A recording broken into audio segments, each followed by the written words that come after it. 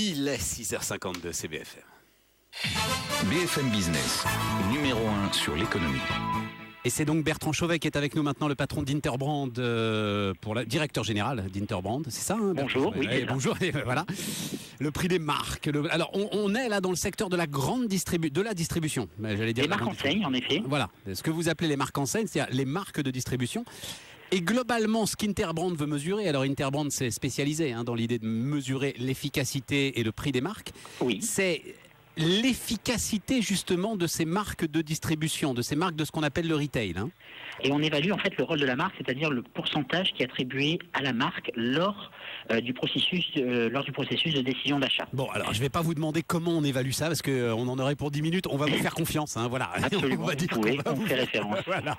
Vous êtes une référence mondiale. Et l'idée, c'est que c'est Sephora. Alors, Carrefour est toujours la marque la plus efficace, on va le dire comme ça, la marque la plus efficace de France, mais elle est en baisse. Et c'est Sephora qui a la plus forte hausse. Alors, expliquez-nous un petit peu ce qui explique ce succès du modèle Sephora. Alors, le succès du modèle Sephora, il est évidemment dans la capacité de la marque à fédérer toutes ses actions auprès de ses cibles consommatrices. On a une marque qui est extrêmement dynamique sur la catégorie, qui a inventé la cosmétique et le parfum en libre service. Et ce qui est extraordinaire avec Sephora, c'est vraiment la capacité de la marque à vraiment se positionner en permanence en contact sur l'ensemble de la chaîne de valeur avec ses clients.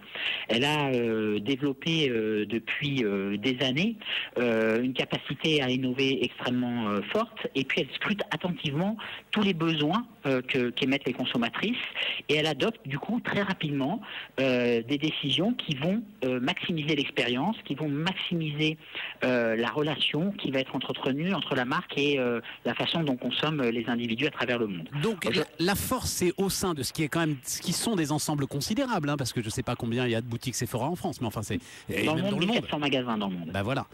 Être capable de développer quand même de l'agilité. Absolument. Petit exemple par exemple, c'est la capacité à livrer des produits dans New York pour des $50 d'achat. Ouais.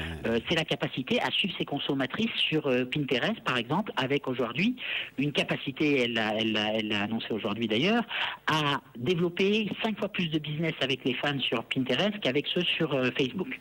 Pinterest, c'est un réseau social un peu différent de Facebook, mais bon, voilà, on va pas élaborer non plus. L'idée, c'est qu'on n'impose absolument aucun modèle, aussi puissant soit-on. C'est ça, j'ai l'impression. Non, aujourd'hui, le client a retrouvé énormément de pouvoir. Ouais. Pourquoi ? Parce qu'il a un smartphone dans la poche. 2013 marque aussi un clivage assez important, puisque la moitié des téléphones portables sont des smartphones dans le monde. Ce qui veut dire que chaque client a le pouvoir en magasin de comparer immédiatement le prix ou un produit. Et donc, il a repris tout son pouvoir de décision. Malgré tout, il appartient aux marques fortes de développer une expérience maximum, de développer une connexion avec leurs consommateurs extrêmement détaillée pour justement dépasser l'image prix, dépasser la notion de prix et tabler sur des dimensions émotionnelles qui vont susciter la décision d'achat plus immédiatement. Merci Bertrand Chauvet, le directeur général d'Interbrand sur BFM Business ce matin. Jusqu'à 9h. Good Morning Business.